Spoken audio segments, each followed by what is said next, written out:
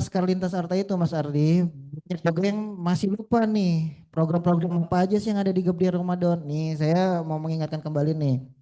Jadi yang pertama itu ada kajian zuhur rutin selama bulan Ramadan. Itu ada di hari Senin dan Kamis. Lalu hari Jumatnya ada apa? Kajian muslimah. Lalu ada buka puasa korporat itu kita laksanakan minggu lalu ya, tanggal Iya, betul. 26. Lalu ada juga pesantren anak Ramadan 11 Maret. Insya Allah berarti minggu ini ya? Apa minggu depan ya? 11 Maret. Minggu depan ya? Insya Allah minggu depan 11 Maret 2026. Terus ada Ya'muru dan Mabit di Masjid Baitul Hayyan itu tanggal 13 sampai dengan 14 Maret. Ada juga nih teman-teman Laskar Lintas Sarta takjil gratis di Arkadia, Menara Tamrin dan TB Simatupang. Start jam 16.30. Nah ini ada program yang terbaru Mas Ardi. Baru banget rilis yaitu adalah Ngabuburait. Nah ada yang udah tahu belum? Apa udah daftar semua? Ini saya rekomendasikan ya Mas ya bagi Laskar Lintas Arta yang lebih menyayangi motornya dibanding keluarganya. Join Ngabuburait. Ngabuburit ya. Iya, Oke karena ya. paling suka touring tuh biasanya bapak-bapak. Jadi join aja nih Ngabuburait. Itu di tanggal 6 Maret di jam 15.00 berangkat dari TB Simatupang. Tujuannya di Yatim Center Yayasan Al Ruhama Bogor gitu. Jadi bapak-bapak yang berminat, yang mencintai motornya dibandingkan keluarganya, join Ngabuburait. Oke ya.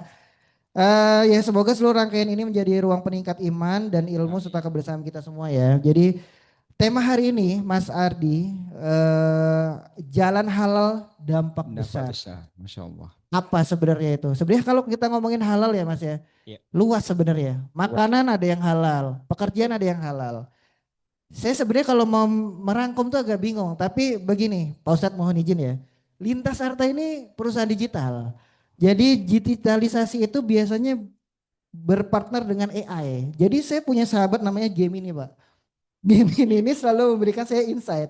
Jadi saya tanya sama dia, Gemini, jalan halal dampak besar itu apa? Kata beliau begini, dalam Islam tujuan akhir kita adalah falah atau yang bisa disebut dengan kebahagiaan dunia dan akhirat. Ya sepakat nggak Mas?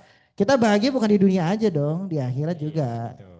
Nah makanya dengan kita tujuan kita mau bahagia di dunia dan akhirat, kita tidak akan bisa mencapainya jika tidak menempuh jalan yang halal. Kata Gemini begini, Iya. artinya kan dia Muslim ya, si Gemini ini ya.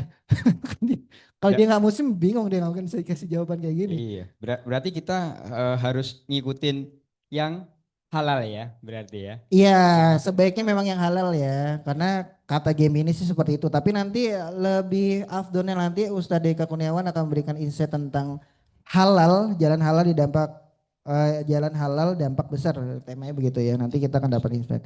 Nah untuk itu mari kita simak tausiah dari Al Mukarram Ustadz Deka Kurniawan kepada Ustadz Deka, kami persilakan. silakan. Tes. Bismillahirrahmanirrahim. Semoga yang paling semangat, paling yakin dan paling ikhlas dalam menyambut dan menjawab sebaik-baiknya doa yaitu salam Allah Subhanahu wa taala semakin melimpahkan kebahagiaan dan keberkahan hidupnya sampai akhir hayat. Allah berikan kesehatan lahir dan batin. Allah jauhkan dari berbagai penyakit dan musibah. Allah limpahkan rezeki yang halal dan barokah. Allah jadikan keluarga, pasangan, anak keturunannya soleh solehah. Menjadi keluarga sakinah mawadah warahmah. Dan kelak ketika meninggal dunia diberikan anugerah husnul khatimah. Masuk surga berjumpa Rasulullah Sallallahu Alaihi Wasallam dan diizinkan melihat wajah Allah Subhanahu Wa Taala. Assalamualaikum warahmatullahi wabarakatuh. Jadi mumpung mulut kita ajaib ya, harus banyak-banyak berdoa. Apalagi kalau saya tambahin, yang belum punya jodoh, dimudahin jodohnya. Loh, yang bilang amin sudah punya jodoh belum? Oh udah. Di beberapa tempat bahkan ketika saya tambahin, yang punya utang, dilunasi utangnya, aminnya kenceng. Kalau di sini nggak ada ya, lintas arta gitu loh. Aman ya. Baik, alhamdulillahirrahmanirrahim, hamdan kathiran tayyiban mubarakan fih, kama yuhibbu rabbuna wa yardha, wa asyhadu an la ilaha illallah, wa asyhadu anna muhammadan abduhu, wa rasuluhu la nabiyya ba'dah.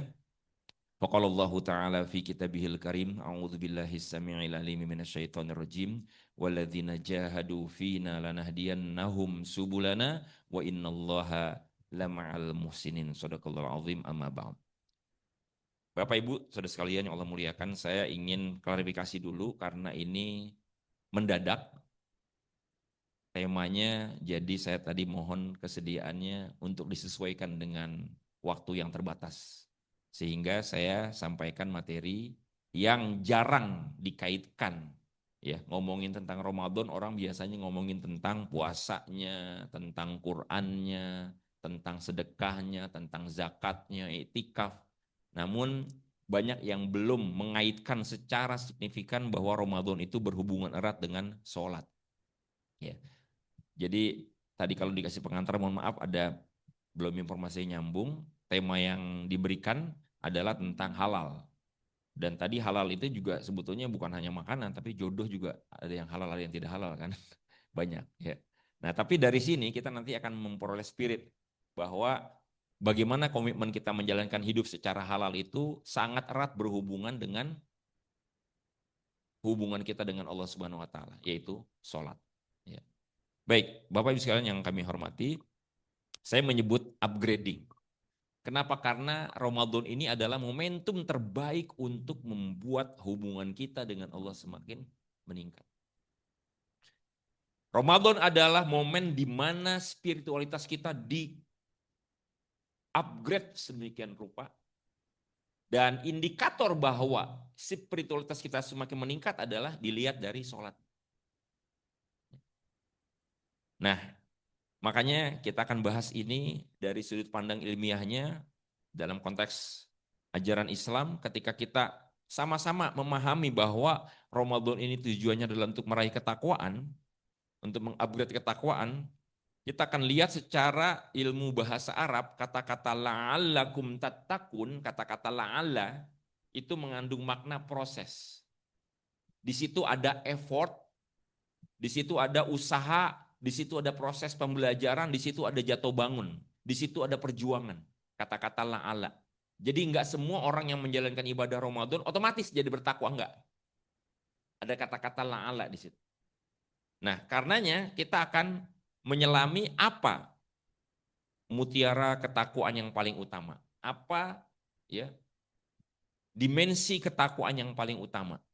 Kalau selama ini kita sama-sama sering mendapatkan pemahaman dari berbagai ulama, dari berbagai ceramah bahwa takwa itu hubungannya adalah bagaimana kita salah satunya secara horizontal menjadi orang yang banyak sedekah. Kemudian juga di surah Ali Imran disebutkan orang yang menahan amarah gitu ya. Nah, padahal yang paling pokok di surat Al-Baqarah ayat awal kita akan menemukan bahwa ketakwaan itu indikator utamanya adalah disebutkan di dalam ayat pertama dan kedua ini ketika Allah menjelaskan tentang hudal lil muttaqin, ternyata ciri-ciri utamanya adalah apa? Alladzina yu'minuna bil ghaibi wa yuqimunas shalah, menegakkan salat. Jadi kalau ada orang menjalankan ibadah puasa terus kemudian sholatnya nggak terupgrade menjadi lebih khusyuk, menjadi lebih tekun, ya, maka dia ketakwaannya belum sempurna. Yang menarik di dalam rangkaian ayat ini Allah mengatakan, ya, ulaika ala hudam min rabbihim wa ulaika humul muflihun. Ada kata-kata muflihun. Keberuntungan itu diukur dari sejauh mana kita punya hubungan yang baik dengan Allah, terutama sholat. Dan ini ditafsirkan oleh para ulama dengan ayat yang lain. Ayat yang lain itu adalah surah Al-Mu'minun. Di dalam ayat ini Allah mengatakan orang-orang yang beriman itu pasti mendapatkan keberuntungan. Kata-kata aflaha dengan muflihun itu satu rumpun, satu asal suku kata. Kata kerjanya aflaha, ya, isim fa'ilnya orangnya adalah muflihun. Dan ternyata dia dihubungkan dengan orang-orang beriman. Dan siapakah orang beriman yang beruntung itu? Yang merupakan indikator ketakwaan yang paling utama, yaitu orang-orang yang sholatnya khusyuk. Artinya kalau kita belum bisa khusyuk, maka berarti kita belum bertakwa. Dan berarti kita belum sempurna imannya, dan berarti belum akan mendapatkan keberuntungan. Mengapa sholat menjadi nilai inti ketakwaan? Kita lihat, di bulan Ramadan ini kita akan dibukakan sebuah sudut pandang yang lebih luas bahwa Ramadan itu bukan hanya ibadah puasa. Kita sering dengar hadis yang bunyinya mansoma, ya kan? Mansoma Ramadana. Barang siapa menjalankan ibadah puasa di bulan Ramadan dan seterusnya. Tapi ada hadis lain yang sahih juga kedudukannya, yaitu man qoma, barang siapa yang menegakkan sholat. Jadi di mana ada Ramadan, di situ juga harus ada sholat. Makanya kita ada sholat tarawih. Jumlah sholat kita di bulan Ramadan pasti lebih banyak dari jumlah sholat di luar bulan Ramadan. Apalagi ditambah lagi kita disuruh untuk bangun di sepertiga malam terakhir. Waktu-waktu sahur itu adalah waktu-waktu kita menambah sujud kita dengan sholat tahajud. Boleh. Yang sudah sholat tarawih malam hari, ya witir, kemudian malam dini harinya sepertiga malam boleh lagi menambah sholat tahajud tanpa witir. Ya. Nah, kenapa juga sholat menjadi penting? Karena ini adalah inti kesempurnaan iman. Kita tahu ayatnya di dalam surah Al-Anfal Allah mengatakan, sesungguhnya orang-orang yang beriman itu hanyalah. Allah menegaskan bukan hanya dengan kata-kata huruf inna, tapi innama. Innama ini menegaskan sekaligus mengkhususkan. Seakan-akan yang tidak punya ciri-ciri ini berarti dia bukan orang beriman. Seakan-akan begitu. Siapa di antara ciri-cirinya? Disebutkan lagi alladzina yuqimunas shalah, menegakkan salat. Dan kata-kata yuqimunas shalah, aqama yuqimu ini berbeda dengan kata-kata mengerjakan. Kenapa? Kata para ulama, kata-kata yuqimu, aqama yuqimu ini mengandung makna menegakkan, itu artinya melaksanakannya secara utuh, secara integral antara lahir dan batinnya, antara zohir dan psikisnya. Jadi tegak itu disebut dengan tegak adalah kalau bukan cuma lahiriahnya aja, tapi batiniahnya juga, ruhaniahnya juga. Ya, secara kejiwaan. Yang kedua, kenapa sholat ini menjadi ukuran penting ketakwaan yang utama? Karena dia adalah merupakan tiang agama. Redaksi ayatnya mirip dengan surat Al-Anfal tadi, yaitu orang-orang yang Islam, orang-orang yang Islamnya sempurna disebutkan di ayat ke-34-nya, di sini disebutkan yaitu ciri-cirinya adalah wal muqimis sholat. Satu rumpun dengan kata-kata yukimu. Kata-kata yukimu itu kata kerjanya, kalau ini mukimi. Orang yang sudah sampai menjadi karakter. Sholat itu menjadi karakter. Karakternya itu menjiwai betul, sudah menjadi kebiasaan yang kuat. Al-mukimi. Ya. Makanya di dalam hadis, kita sering mendengar buniyal islamu ala khomsin. Islam itu dibangun dari 5 perkara. Termasuk di dalamnya adalah sholat. Ya. Yang ketiga, ternyata sholat merupakan kunci pertolongan. Kita dalam hidup ini pasti punya banyak masalah, punya banyak hajat, punya banyak tantangan, ujian, musibah. Dan kita membutuhkan pertolongan Allah. Makanya Allah memerintahkan untuk mendapatkan pertolongan Allah Subhanahu wa taala, ternyata kuncinya adalah sholat.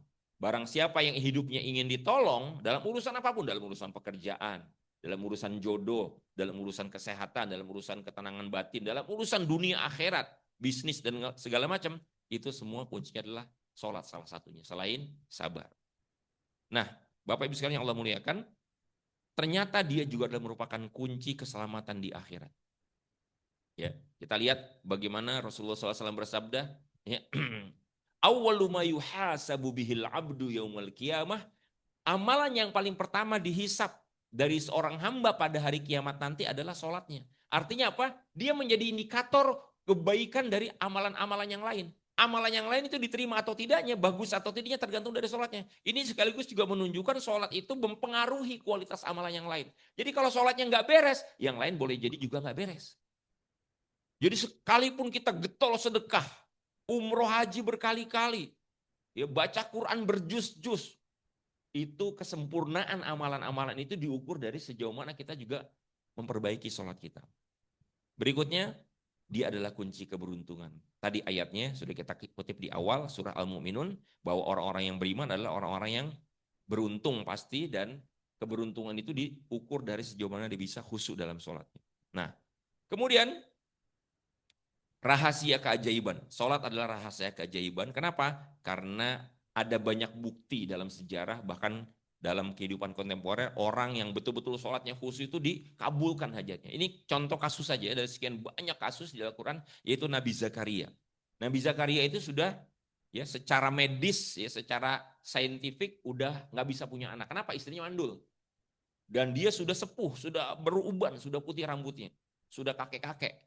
Tapi karena dia yakin kepada Allah, dia terus berdoa kepada Allah, Robli habli minas solihin, minta kepada Allah, akhirnya dikabulkan. Dalam kondisi dia sedang sholat, dikabulkan doanya. Dikasih anak bernama Yahya.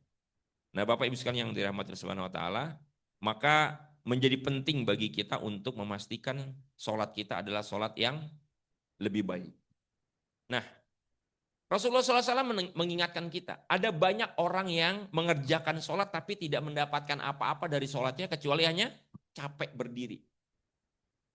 Kira-kira kita termasuk di dalamnya gak nih? Ya, tentu kita berharap tidak ya. Ya, tapi kita ingin sama-sama ini konteks introspeksi diri. Nah, ada satu ayat yang menampar kita. Ya, nanti kita akan lihat ayatnya, tapi lihat dulu hadis yang menampar ini. Beliau mengatakan, Innar rajula layan sorifu. Ada orang yang selesai mengerjakan sholat, tapi apa? Wama kutibalahu. Akan tetapi tidak dicatatkan untuknya pahala kebaikan. Illa usyru sholatihi. Melainkan hanya 1/10 saja dari sholatnya. 1/9-nya. 1/8-nya. Sumnuha, sudsuha. Ya. Kemudian humsuha dan seterusnya. Ini contoh saja Rasulullah menyebutkan ternyata nggak semua orang itu sholatnya itu kadar kekhusyuannya itu sama. Nah, kita akan nanti bahas lebih dalam. Tapi lihat dulu ayat berikut ini. Ayat ini menegaskan betapa orang-orang yang beriman itu dia harus punya sebuah perasaan setiap kali dia beribadah, perasaan khawatir, takut. Selama ini ketika kita bisa berbuat baik, bisa beribadah dengan baik, kita seakan-akan zona nyaman kan. Wah, udah soleh nih, udah taat nih. Padahal tidak. Orang-orang yang beriman dengan keimanan yang sejati, mereka takut. Ketika mereka sudah bisa melaksanakan ibadah dengan baik, mereka justru takut. Mereka tuh curiga, jangan-jangan amalannya ini ada yang kurang. Ketika turun ayat ini, Aisyah radhiyallahu anha bertanya kepada Rasulullah SAW, ya Rasulullah, apakah yang dimaksud dengan orang-orang yang ketakutan ketika dia beribadah dan beramal soleh ini adalah mereka yang melakukan perbuatan dosa besar. Disebutkan contohnya alladzi yashriku wa yashrubul khamar wa yazni. Orang yang mereka mencuri, orang yang minum khamar, orang yang berzina. Kemudian Rasulullah menjawab, la ya bintas sidik. Tidak hanya itu, bukan cuma itu wahai bintas sidik. Tapi siapa? Mereka itu adalah humul ladzina yusalluna wa yasumuna wa yatasaddaqun. Mereka itu adalah orang-orang yang sudah rajin sholatnya, sudah rajin puasanya, sudah rutin sedekahnya seperti kita insya Allah. Tapi apa? Mereka khawatir amalan-amalnya mereka lakukan itu ada yang cacat, ada yang kurang. Ada ketakutan jangan-jangan Pak Ibu di perusahaan kan begitu kan? Ketika kita bikin laporan, ketika kita mengerjakan satu proyek, jangan sampai ada yang kurang gitu kan? Betul nggak? Ya. Jangan sampai ada, kita tuh malu, apalagi kalau presentasi, klien atau laporan. Jangan sampai ada yang kurang. Nah, kekhawatiran itu yang juga seharusnya dimiliki orang-orang beriman. Bukan cuma perasaan roja, optimis, yakin amalan kita diterima, tapi juga perasaan khawatir. Dan itu adalah hal yang menyeimbangkan ketika kita beramal. Jangan sampai kita mengalami kesalahan, kekurangan.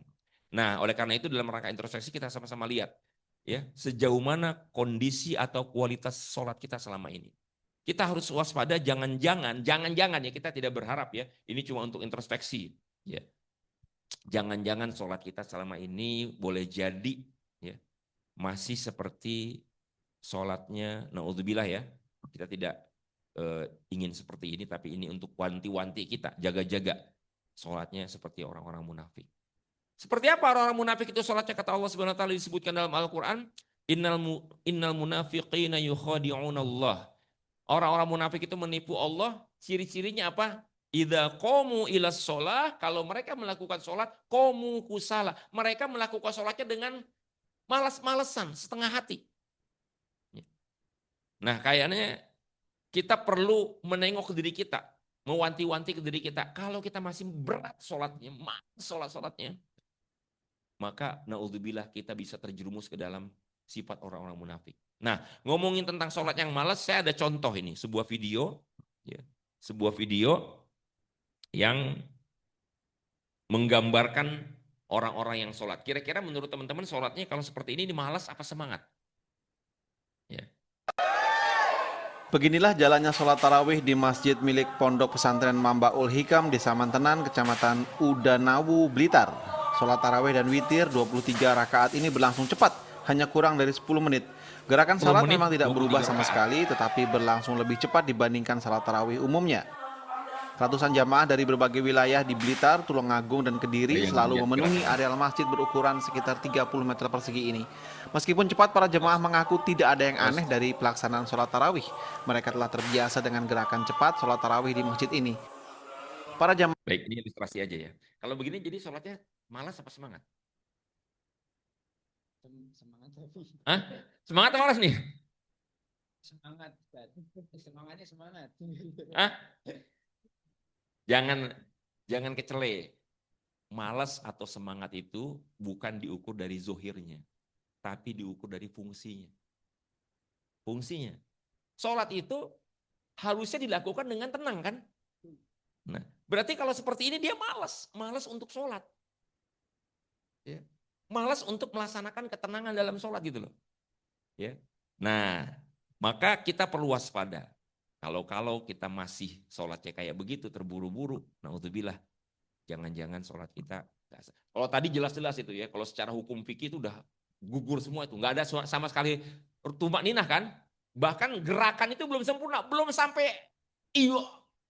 Bayangin, kalau 23 rakaat 10 menit berarti 1 menit kurang lebih 2 rakaatan, kurang lebih kan? Ya. 2, ya langsung. Orang teknologi memang harus langsung. 2,3 rakaat kalau kurang lebih ya, betul. Betul. Jadi innalillahi wa inna ilaihi raji'un. Orang-orang tuh banyak yang masih begitu. Dan tadi dijelaskan ya dalam berita itu, orang itu berbondong-bondong datang ke situ. Jadi sholat itu fungsinya adalah untuk apa? Dilihat oleh manusia. Yura'unan nas, na'udzubillah min dzalik. Nah, atau yang kedua, sholat kita setidak-tidaknya kalau nggak seperti sholat orang munafik, kita masih merasa sholat itu beban. Ya. Apa contohnya? Nggak buru-buru mengerjakan. Apa bersegera, bukan buru-buru, nggak bersegera mengerjakan sholat, ditunda-tunda, dientar-entar. Ya. Terutama ini kalau yang buat ibu-ibu biasanya, kalau laki-laki kan sholatnya kan memang ada deadline kan, ada iqomat kan. Kalau lewat iqomat kan telat kan mas, bukan. Kalau ibu-ibu nggak ada deadline iqomat kan, jadi sholatnya kadang-kadang, ntar deh, tanggung nih masakan belum mateng, cucian belum beres gitu kan. Hati-hati. Kalau kita masih menunda-nunda sholat, itu tandanya kita adalah orang-orang yang sholatnya masih terbebani. Yang kedua, ya masih udah azan lagi aja. Atau excuse, nyari alasan, kan kerja juga ibadah, dagang juga ibadah. Gitu.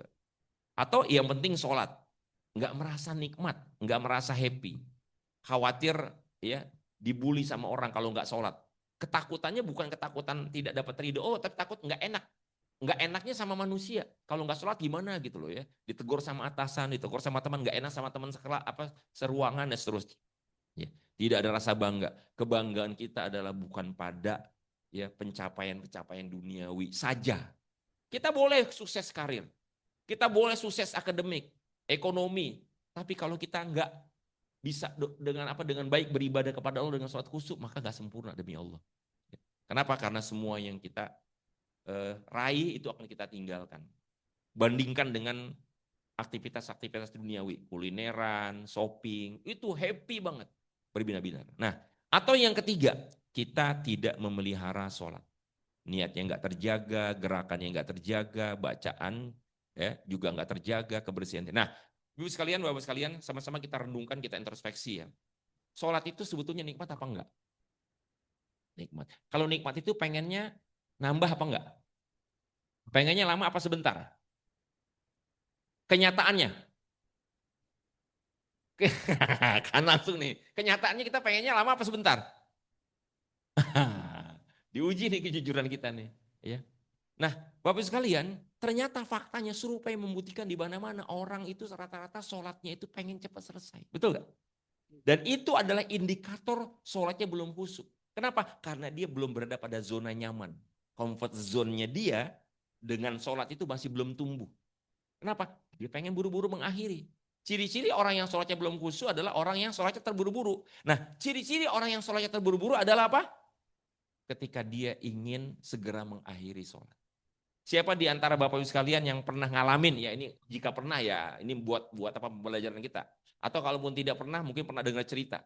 Ketika sedang sholat berjamaah bersama dengan imam yang bacaannya dijaharkan, ketika imam selesai membaca ayat waladhdallin, tiba-tiba muncul suara dari dalam batin kita. Baca apa nih? Baca apa nih? Baca apa? Nah, pernah gak ngalamin kayak gitu? Ketika imam membaca ayat yang sudah familiar di telinga kita, Qul huwallahu ahad. Yes, seakan-akan ada kegembiraan. Tapi ketika imam membaca ayat yang agak asing, atau kalaupun kita tahu itu ayat yang panjang, misalnya, Rabbul masyriqaini wa rabbul maghribain. Langsung ada respon otomatis. Waduh, surat apa nih? Ayo. Terus apalagi ketika imamnya lanjut. Apa lanjutannya? Ayat tadi apa? Wa bi ayyi ar-Rahman ini. Nah, sepanjang imam melanjutkan ayat itu, suara-suara itu enggak hilang, muncul terus. Munculnya apa? Muncul mendebak-nebak. Jadi sholat itu isinya adalah main tebak-tebakan. Mendebak apa? Menebak dan berharap agar imam itu bacaannya memanjang dan merendah. Fabi ayyi ala'i rabbikuma tukadziban. Nah, kalau di suara kayak gitu kayak seneng. Seakan-akan kan ada suara berikutnya. Allahu Akbar. Ayo. Ya.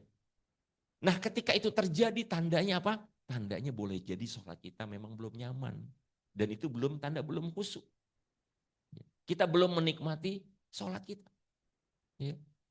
Nah, Bapak Ibu sekalian yang dimuliakan Allah Ta'ala, sekali lagi, sholat itu nyaman apa enggak sebetulnya? Enak apa enggak? Nikmat apa enggak? Sekarang pertanyaannya, kapan saat yang paling nikmat di dalam sholat? Gerakan dan bacaan apa di dalam sholat bagi kebanyakan kaum muslimin? Sujud. Masya Allah. Benar, sujud. Semoga jadi ahli sujud semua. Amin.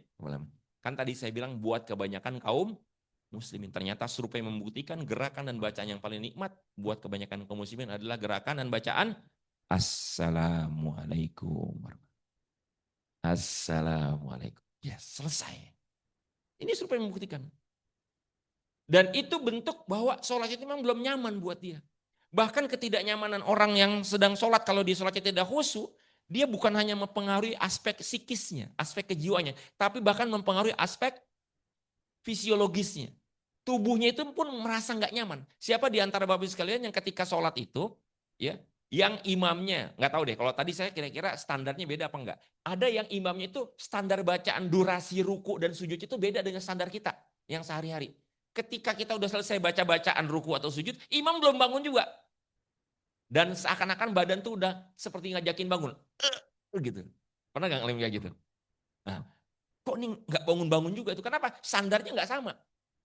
Nah, itu aspek fisiologis. Nah, ada orang-orang yang sholatnya itu, ya, ketika dia tidak nyaman, itu mempengaruhi aspek fisiologisnya, ya, fisiknya nggak nyaman, dia sampai melakukan gerakan yang tidak sesuai dengan sunnah. Yaitu salah satu contohnya ketika berada pada posisi sujud terakhir sebelum duduk tawaruk. Mungkin ada yang pernah ngalamin. Kalau yang pernah ngalamin ya udah.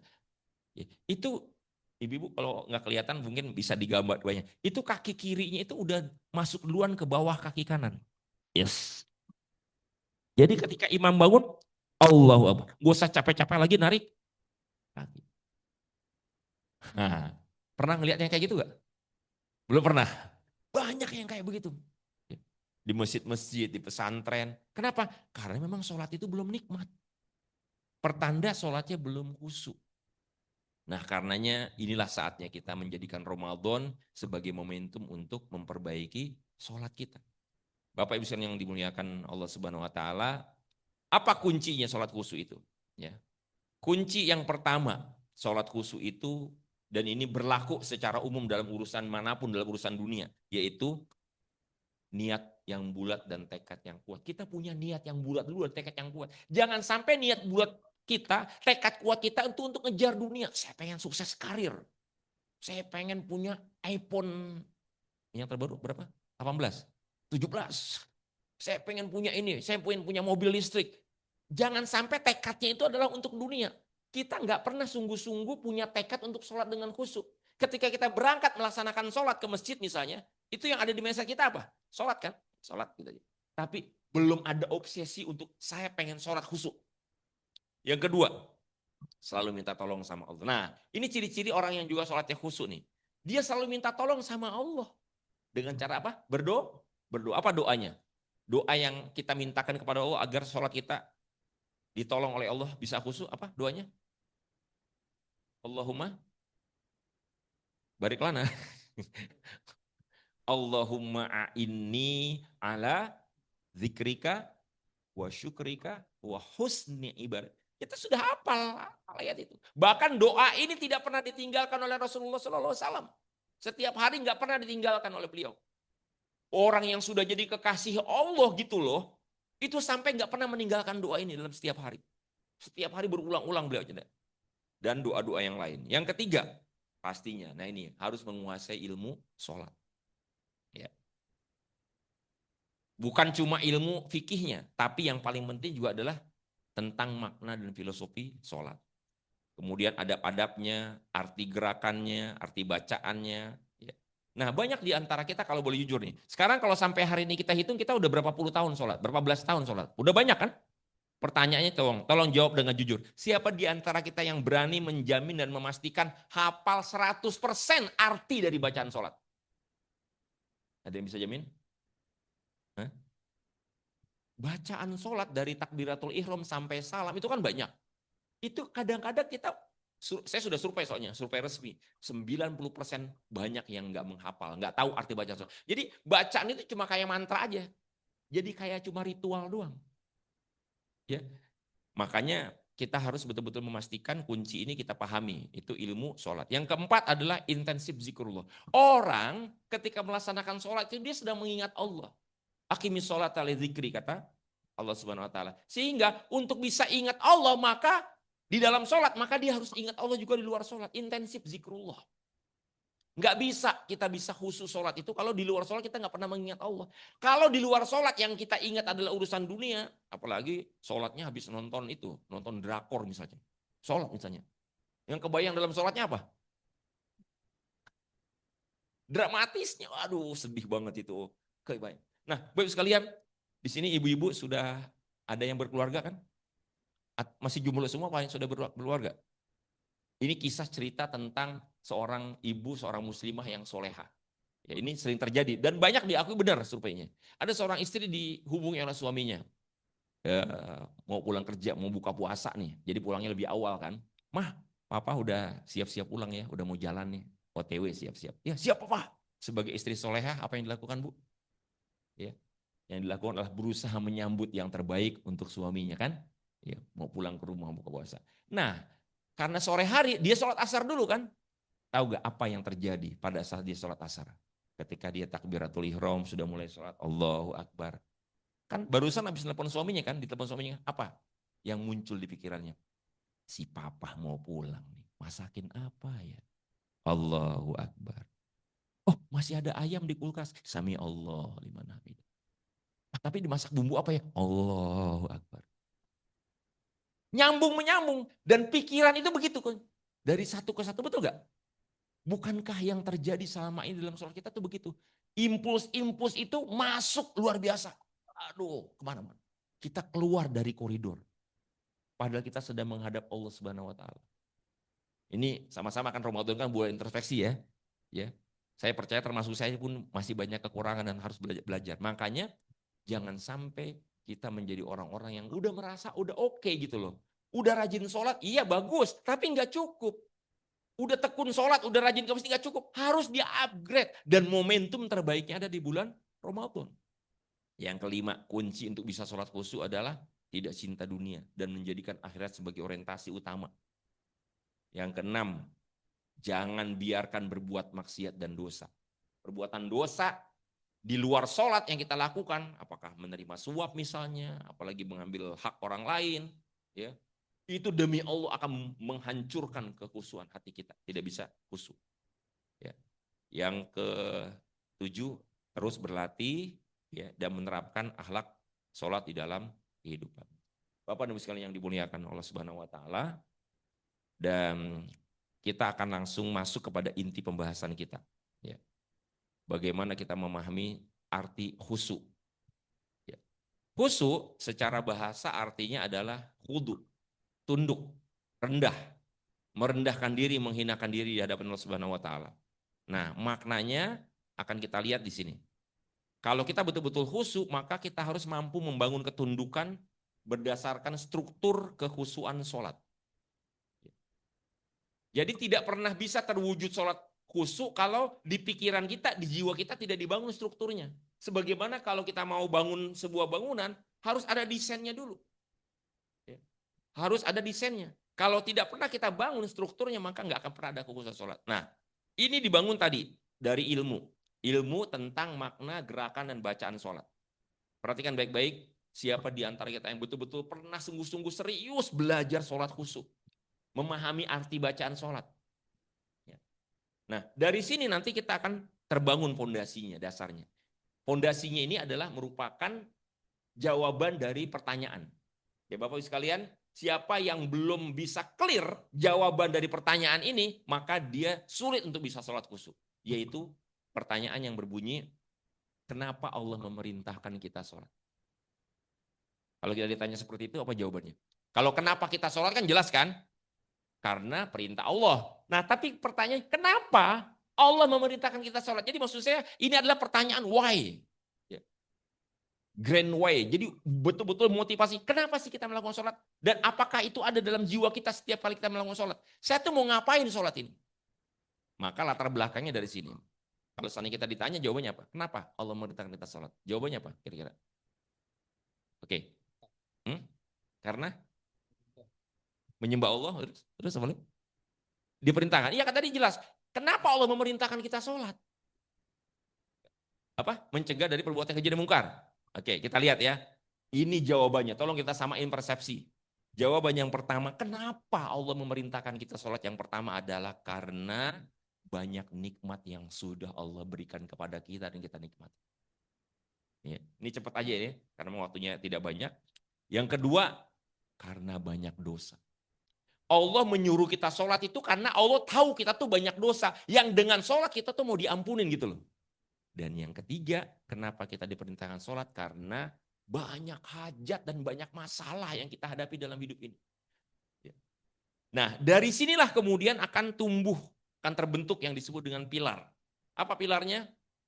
Dari banyak nikmat ini akan tumbuh rasa cinta.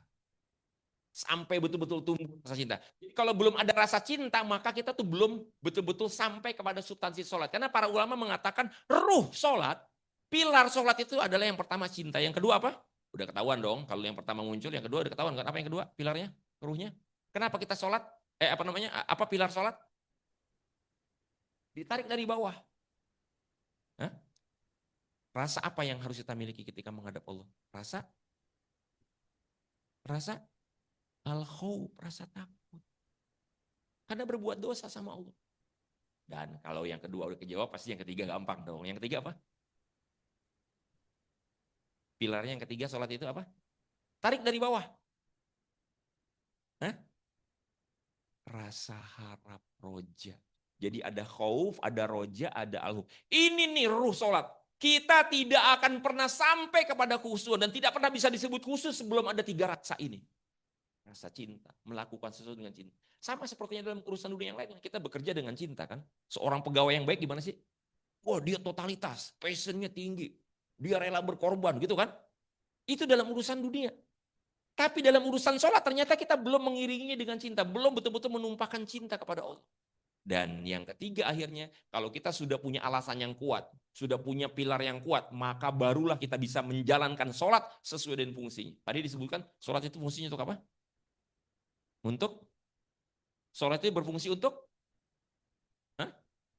mencegah perbuatan yang keji dan mungkar. Mari sama-sama kita samakan persepsi sesuai dengan tuntunan syariat.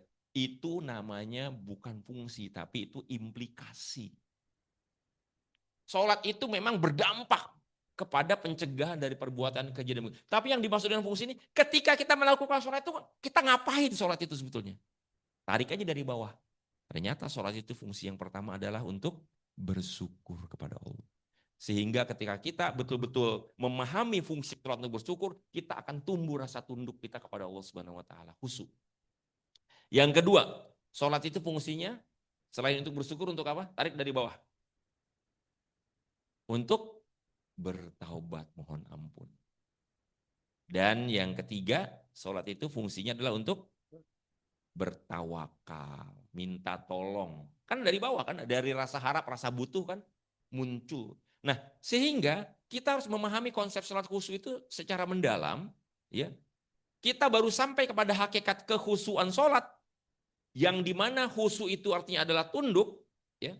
Kalau kita betul-betul menanamkan keyakinan yang mendalam ke dalam diri kita, dan kemudian menjadikan sebuah kesadaran yang kuat bahkan menjadikan kebiasaan yang kokoh, kita tunduk kepada Allah Subhanahu wa taala dengan bersyukur, bertaubat dan bertawakal. Ketundukan itu terletak di 3 ini. Kita ambil contoh yang paling sederhana deh Bapak Ibu sekalian ya.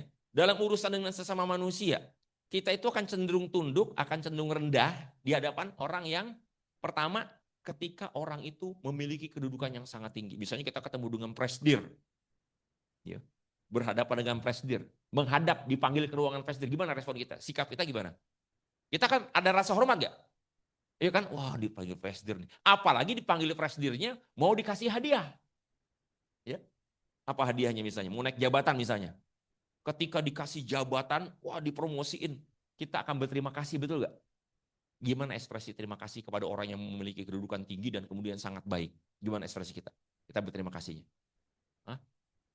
Hah? Kita akan terima kasih dengan agak menundukkan badan kan. Makasih Pak, ya aduh makasih Pak. Makasih, coba deh. Ketika kita berterima kasih sama orang yang betul-betul baik dan dia kita hormati. Ini apa namanya, belum kebayang gitu ya. Kalau sampai kita nggak ngalamin. Nah, ketundukan kita itu adalah diukur dari sejauh mana kita menghadirkan kebaikan-kebaikan Allah. Yang kedua, bukankah, sebelum yang kedua, sekarang kita lihat ke dalam sholat. Bukankah di dalam sholat kita itu disetting untuk apa? Untuk menunduk kepada Allah bahkan dengan cara yang sangat dramatis. Yaitu ruku dan sujud. Yang bukan cuma sekedar begini. Yang sewajarnya kita sesama manusia. Tapi kita kepada Allah. Allahu Akbar ruku dan Allahu Akbar jeger. Ya, coba bayangin. Kita disuruh nunduk kepada Allah dengan cara yang dramatis. Saking dramatisnya, Bapak Ibu sekalian yang Allah muliakan. Yang paling simbol kehormatan manusia itu adalah di wajah, betul gak? Wajah inilah simbol nilai seorang itu. Makanya wajah ini menjadi objek yang paling sering diselfiein. Gitu kan. Dibandingkan dengan objek yang lain, misalnya telapak kaki. Ada gak yang pernah selfiein telapak kaki? Wajah ini simbol kehormatan, makanya budget untuk wajah ini lebih banyak dibandingkan yang lain. Skincare-nya berapa macam, Bu? Betul gak? Tapi perhatikan, wajah ini yang merupakan simbol kehormatan, tiba-tiba di dalam sujud itu kita taruh jeger di lantai. Tempat telapak kaki yang biasa kita injak dipakai buat kita taruh muka kita di situ. Kan suka ada orang mau taruh di mana muka, gitu kan? Itu kan muka itu kan simbol kehormatan, mau taruh di mana muka saya, gitu kan?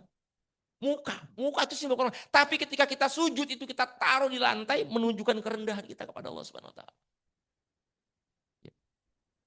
Bahkan saking rendahnya Bapak Ibu sekalian, bukan cuma wajah yang simbol kehormatan, tapi kepala, kecerdasan kita nih otak kan, yang membuat kita punya karir seperti sekarang kan, karena kuliah kita tinggi, bagus, nilainya bagus, otak, kepala kita bahkan kita taruh juga di lantai, lebih rendah. Lebih rendah dari apa? Lebih rendah dari, mohon maaf, lebih rendah dari telapak kaki kita sendiri. Karena telapak kaki berdiri kan, wajah kita lebih rendah, kepala kita lebih rendah dari telapak kaki. Bahkan lebih dramatis, lebih rendah dari apa? Maaf, dari bokong kita sendiri. Tempat keluar kotoran itu lebih tinggi.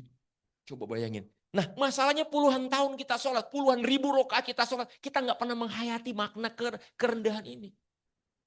Maka kita nggak pernah bisa khusyuk, pantas aja nggak pernah merasakan kekhusyuan. Karena apa? Nggak memahami makna gerakan sholat. Makna gerakan sujud itu seperti itu.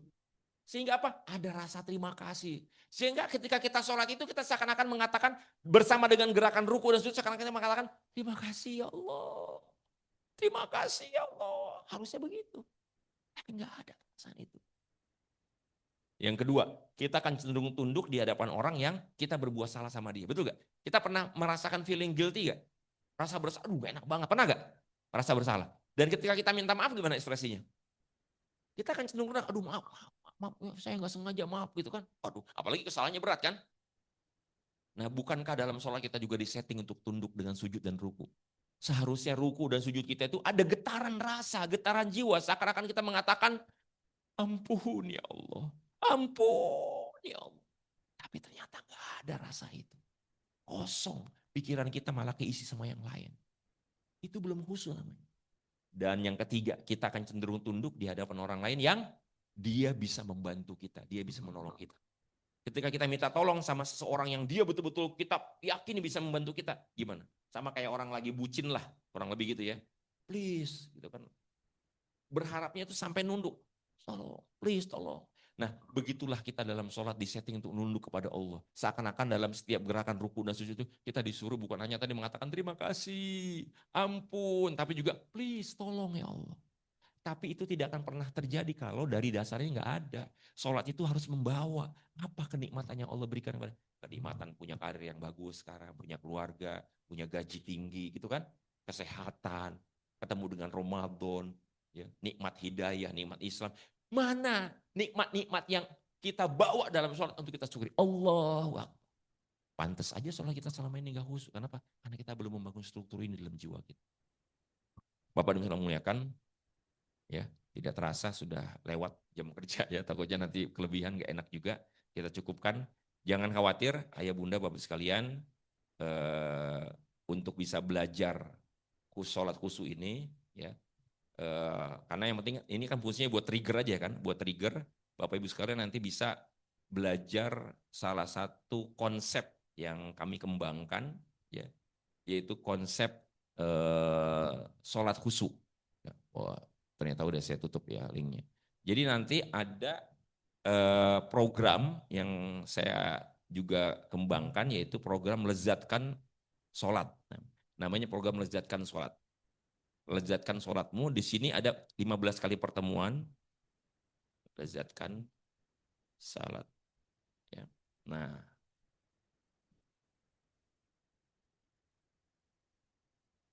lezatkan sholatmu. Saya tutup soalnya. Intinya nanti Bapak Ibu sekalian coba-coba buka di program ini, nanti linknya saya kirim ke teman-teman panitia. Ada program yang kami kembangkan namanya program lezatkan sholatmu. Nah ini rekaman YouTube-nya, ya.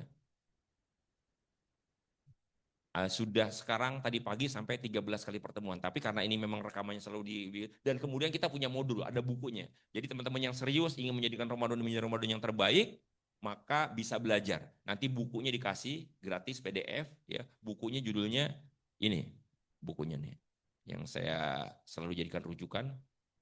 Bukunya Memahami Makna Bacaan Sholat. Ya.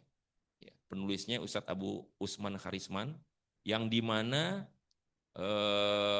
setiap bacaan sholat itu dipretelin di sini nih, dipretelin satu persatu apa maknanya, apa artinya, ya. Semua kalimat-kalimat diuraikan dengan sangat detail di buku ini. Ya. Nah tuh kan, apa makna ta'awuz, al-fatihah, kemudian terus sampai 300 halaman. Kalau kita nggak punya effort, maka kita nggak akan pernah bisa khusyuk.